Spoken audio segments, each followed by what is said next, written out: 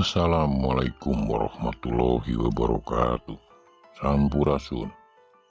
Bertemu lagi dengan channel kami Kings Majorian. Seperti biasa, apapun yang kami kemukakan bukanlah merupakan sebuah kebenaran mutlak. Ini hanyalah sebagai bahan diskusi untuk kita semua, agar kita bisa sama-sama belajar untuk memperluas lingkar pikir kita dan juga untuk lebih bisa memahami mana sejarah yang sebenarnya dan mana sejarah yang dibengkokkan.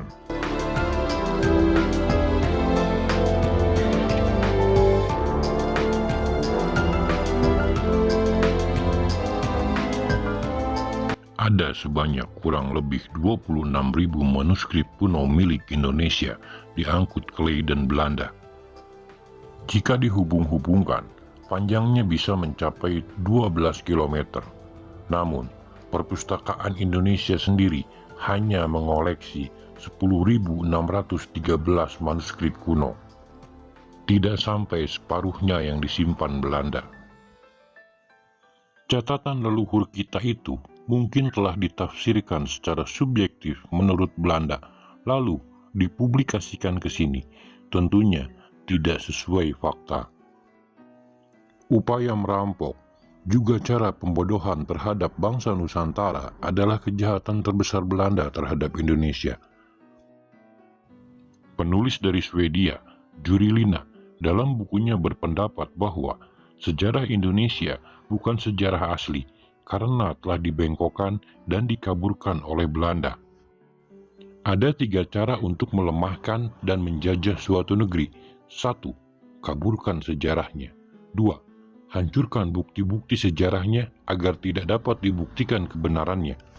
Dan ketiga, putuskan hubungan mereka dengan leluhurnya. Katakan bahwa leluhurnya itu bodoh dan primitif. Sejarah ditulis oleh subjektivitas sang penguasa.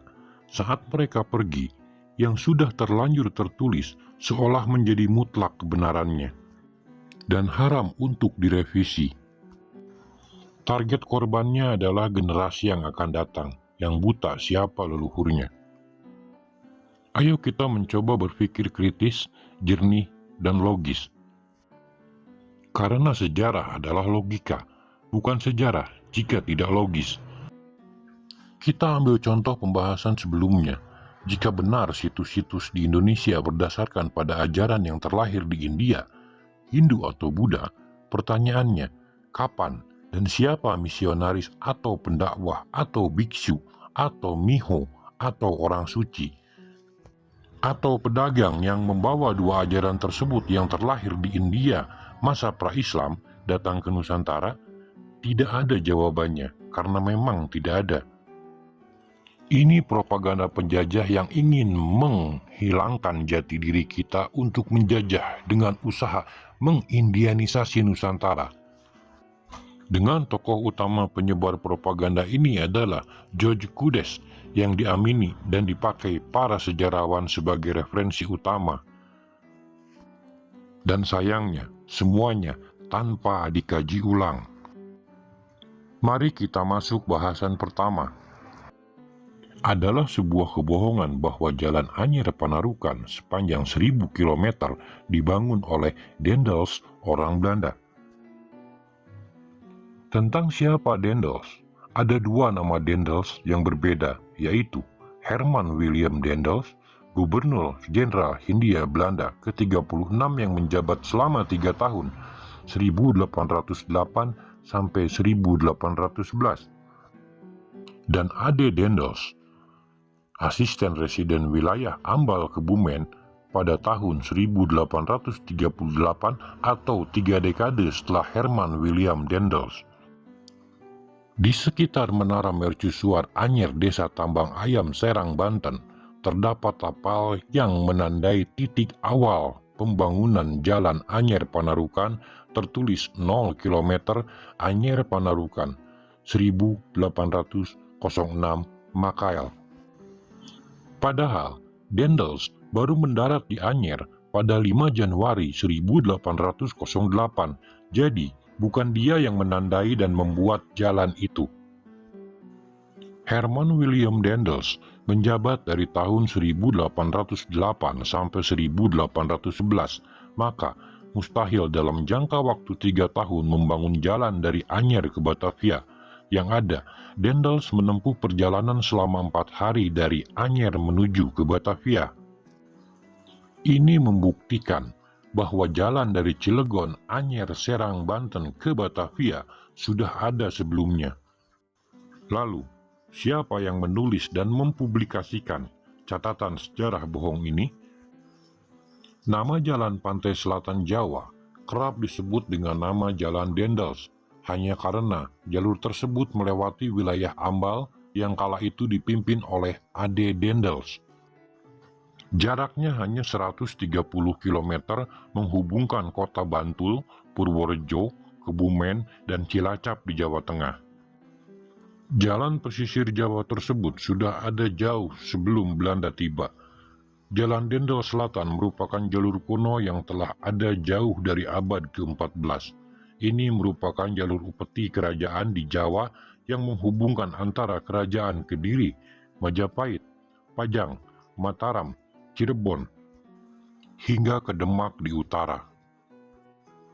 Pada masa kerajaan Jawa abad ke-14, banyak kerajaan yang memanfaatkan jalan pesisir pantai selatan Jawa ini sebagai jalur penghubung. Salah satunya Kerajaan Mataram Islam pada era Sultan Agung pada tahun 1613 sampai 1645. Tercatat dalam sejarah Keraton Surakarta dan Jogja 1769-1874, Mataram Islam menyebut wilayah ini dengan nama Urut Sewu, adalah satu dari 8 wilayah bagian negara agung yang merupakan daerah-daerah pungutan pajak di luar pusat pemerintahan keraton. Sebelumnya jalan ini bernama Jalur Diponegoro. Pangeran Diponegoro dan pengikutnya pernah bergerilya di jalan ini, tepatnya di wilayah Keresidenan Bagelen dalam Perang Jawa melawan Belanda yang berlangsung sejak 1825 sampai 1830. Diponegoro memilih jalur ini sebagai rute gerilyanya yang telah digunakan oleh leluhurnya ketika berperang, yaitu Amangkurat I yang pernah menggunakan jalur ini untuk lari dari kejaran pasukan Raden Trunojoyo yang memberontak Kesultanan Mataram. Perjuangan Pangeran Diponegoro dalam melawan kolonial Belanda berakhir pada tahun 1830. Pasukan Belanda yang dipimpin Jenderal de Kock menangkap Pangeran Diponegoro di Magelang pada tanggal 28 Maret 1930, kemudian diasingkan ke Manado dan wafat di Benteng Rotterdam pada tanggal 8 Januari 1955.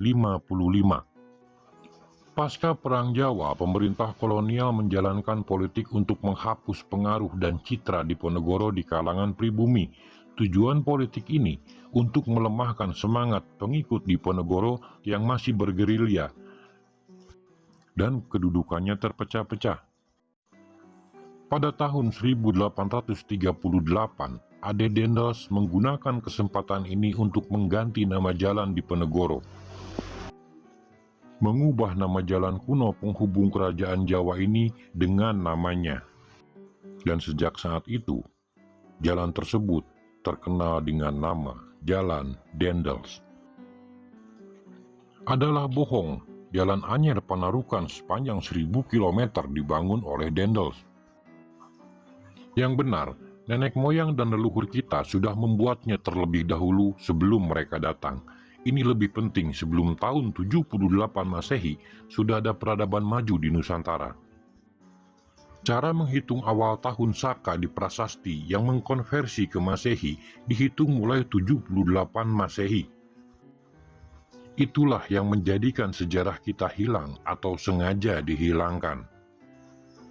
Kejahatan oknum Belanda terhadap kita adalah ingin menghilangkan jejak maju leluhur bangsa Nusantara selama puluhan tahun dan telah membengkokkan serta menghapus sejarah Nusantara. Di antaranya juga memutus sejarah nama-nama gunung dan mengganti nama-nama gunung yang tersebar di Nusantara. Berikut ini akan kami tampilkan nama-nama gunung terdahulu. Mengganti nama gunung tentu ada maksud tertentu.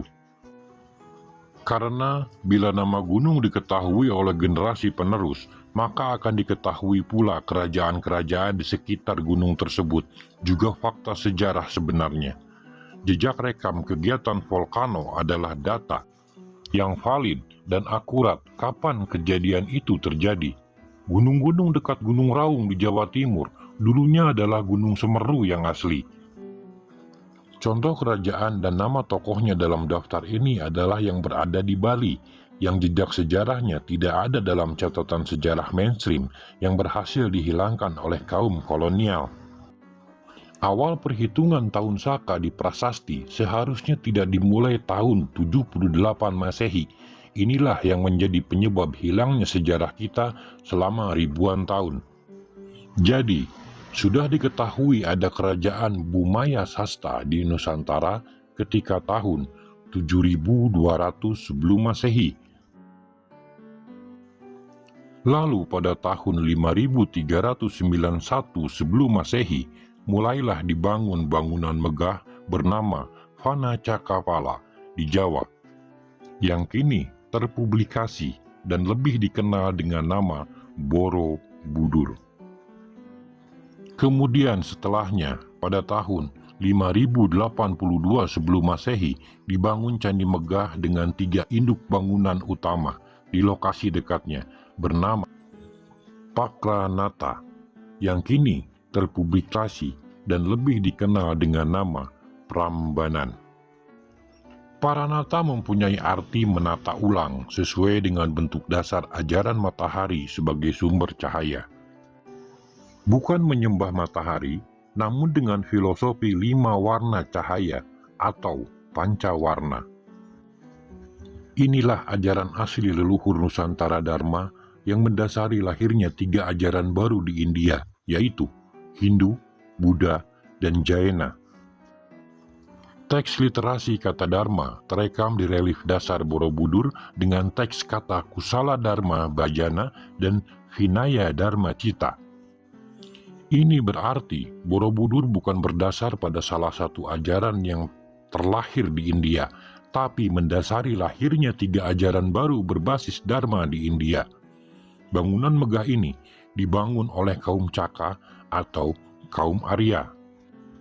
Sejatinya, kaum Caka adalah leluhur bangsa Nusantara, tertulis pada relief dasar Borobudur dengan teks literasi kata Maha Cakya. Bangsa Cakya atau Sakya atau Saka atau Arya yang agung disebut Skytia oleh sejarawan Eropa. Kata Arya syarat dengan segala macam konotasi negatif dan sebagian besar terjadi karena ideologi Nazi yang mengklaim dirinya sebagai bangsa Arya. Salah kaprah dan propaganda Nazi telah merusak citra kaum Aryan yang menghilangkan ribuan nyawa manusia hanya karena satu kata, yaitu rasisme. Sampai hari ini, Arya masih terkait dengan hierarki ras yang menganggap orang kulit putih, pirang, bermata biru lebih unggul dari bangsa-bangsa lainnya. Dan ini berfungsi sebagai alat propaganda yang dahsyat dalam realitas historis yang terjadi, namun ini tidak faktual. Kita telah masuk dan jatuh ke dalam jurang kehancuran akibat kebijakan politik suatu bangsa, sampai pada titik anggapan bahwa supremasi kulit putih adalah bangsa unggul. Kemudian, secara liar, menjadikan sikap menular bangsa lainnya untuk melabeli hierarki manusia berdasarkan warna kulit putih atau hitam, dan berakibat memecah belah umat manusia. Kaum Arya ini menyebarkan peradaban, pertanian, dan kedamaian yang secara universal dikenali dengan simbol swastika. Simbol inilah yang dipakai ideologi Nazi untuk mengklaim dirinya sebagai bangsa Aryan. Parahnya, simbol ini bukan dijadikan untuk menebar kedamaian, malah pembantaian. Pertanyaan mendasar yang harus terjawab, bangsa apa di dunia ini yang dapat menjelaskan lengkap, jelas, dan rinci makna filosofi dari lambang swastika? Bangsa apa di dunia yang sampai hari ini dalam budaya kesehariannya memakai simbol swastika? Adakah bangsa yang sampai hari ini dengan filosofi swastikanya hidup damai dan mendamaikan dunia karena di sini tersimpan sempurna ajaran dasar utama dharmik original yang mendasari timbulnya ajaran di India? Assalamualaikum warahmatullahi wabarakatuh.